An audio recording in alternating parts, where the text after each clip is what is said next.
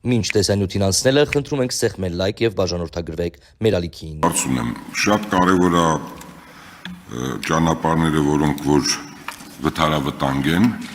դրանք պետք է ուղղակի այնպիսի վիճակագրություն լինի, որ այս կամ այն տեղում երբ որ կարգավորել եք, ինչքան է նվազել, չկար, որ հասկանանք Հայաստանի Հանրապետությունում, եթե բոլոր վթարավտանգ ճանապարհները մենք վերափոխենք, ինչ կարգի մենք ինչ աստիճանի կնվազի վթարները եւ ինչ աստիճանի մենք զոհերի թիվ կունենանք նվազված։ Սա պետք է մյուս ինստիտուտների հետ նույնպես դուք վերլուծեք, նկատի ունեմ ոստիկանությունը նույնպես պետք է ձեզ տա այդ վթարների դեպքում ինչ ա եղել ուղիղ այդ տեղում, որտեղ որ վթարավտանգ են եղել։ Սա առաջինը։ Երկրորդը շատ մեծ դժգոհություն եմ ես ուզում հայտնել, որ միտեղ վերանորոգում ա գնում, միլիարդներով գումարներ են պետությունը վճարում, որպեսզի վերանորոգեն ճանապարհները, բայց այդ նախազգուշացնող նշանները շատ ավելի կարճ է։ Նույնը եւ բենզալցակայաններում, գազալցակայաններում միանգամից հենց մայրուղու վրայից միանգամից գնում է աճ։ Արտասահմանում այդպես չի։ Մի քանի 100 մետր առաջ նախազգուշացնում է եւ ավելի իրան աճ ճանապարհ է տալիս։ Դուք հիմա նոր ճանապարհներ գծում եք, բայց չեք գծում, որ նա ով պետք է գնա այս կամ այն հասարակական բենզալցակայան կլինի, չգիտեմ, խանութ կլինի, ինչ կլինի, երբ որ նա պետք է գնա աճ, միանգամից հենց ճանապարհի վրա է միանգամից աճ է գնում։ Դուք պետք է մի քանի 100 մետր հնարավորություն տաք, որ նա ընդհանուր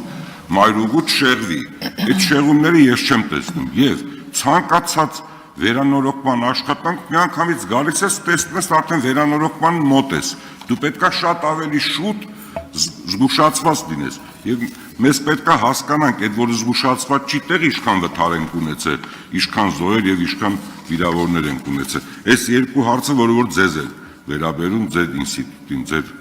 կառավարմանը։ Շնորհակալություն։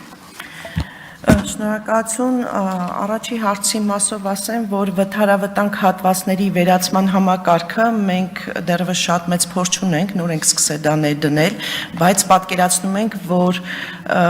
էական ազդեցություն արդեն իրականացրած հատվածների մոնիտորինգից, ուսումնասիրությունից ստացել ենք փորձագիտական կարծիք, որ շատ դրական միտում է ունենում պատահարների կրճատմանը։ Ուստի վթարավտանգ հատվածները յուրաքանչյուր տարի այդ process-ը գույքագրման ու վերացման պետք է անցնեն, նաև մենք մի փոքր ավելի ժամանակ մեզ պետք կլինի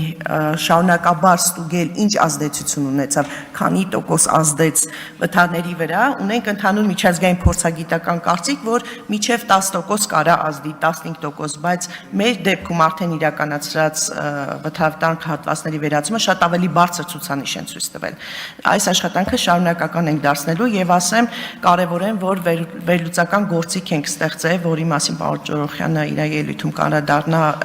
ՄԱԶԾ-ի օժանդակությամբ եւ ճանապարհային դեպարտամենտը միանալու է ներքին գործերի նախարարության պատահարների հաշվառման համակարգին եւ այնտեղ ստեղծած վերլուծական գործիքները մեզ հնարավորություն պետք է տան սև կետերը գույքագրել եւ տեսնել այդպիսի վթարավտանգ հատվածները նույնիսկ ավտոմատացված կերպով։ Այսինքն սա մի ամբողջ գործընթաց ենք մենք դարձնելու, կշարունակենք օրենսդրական կարգավորումները, կշարունակենք հետեւողական վերացնել, տալով նաեւ լրացուցիչ լուծումներ, բայց այս պահի դրությամբ պատասխանը այն է, որ դրական է եւ դրա համար մենք դարձրեցինք այն որպես նոր ինստիտուտ, նոր համակարգ ճանապարհների ենթակառուցվածքի անվտանգության բարելավման հարցում եւ դրանք ավելացնեի, որ դրանք կնպաստի նաեւ այն մեծ դիագնոստիկան, որը ճանապարհային ցանցի համար որ պատրաստում ենք անել, այդ ճանապարհային անվտանգության ազդեցության գնահատումը, դա միջազգային մեծ հեղինակային ծրագիր է, այս տարի արդեն սկսել ենք կատարել, որոնք որ հենց այդ գոյություն ունեցող ռիսկերը պետք է բացահայտեն, մեզ էլ հնարավորություն տալ հենց այդ խնդրահարույց ու խոցելի հատվածներին ցուցաբերել հատուկ մոտեցում եւ ինժեներական միջամտություններ ըստ անհրաժեշտության անկախ նրանից ճանապարհը վերնորավերականգնվի, ինչ վիճակում է, եթե կա խոցելի խնդրահարույց հատված, ռիսկային մենք նույնականացնում ենք ճանապարհը ռիսկային հատված ենք ստանում, այնտեղ անպայման ինժեներական հետազոտություն եւ միջամտություն պետք է կատարվի լրացուցիչ միջոցառումներ իրականացնելու միջոցով։ Երկրորդ հարցի հետ կապված իրականում Խոսվեց մեծածավալ շինարական աշխատանքների մասին եւ կարիք կար նաեւ անդրադառնալ շինարարության փուլում առաջացող ճանապարհային անվտանգության խնդիրներին եւ քանի որ մենք շինարական աշխատանքները մեծամասամբ կատարում ենք երթևեկության չընդհատման պայմաններում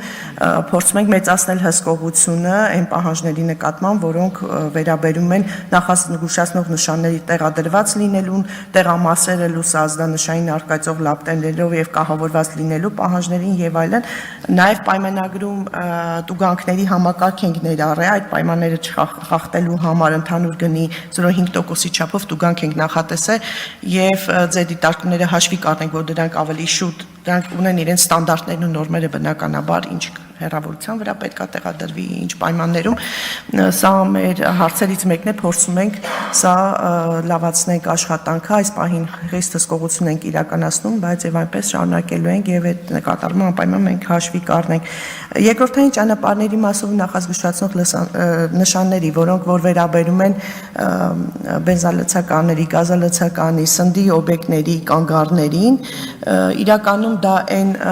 մեծ համակարգային փոփոխություններ, որը ցանկանում ենք անել մեր ճանապարհային ենթակառուցվածքների հարակից հատվածների հետ կապված, որովհետև դրանք վերաբերում են նաև այդպիսի երկրորդային ուղիները կառուցելուն, դրանք այս պահին բավարար չեն,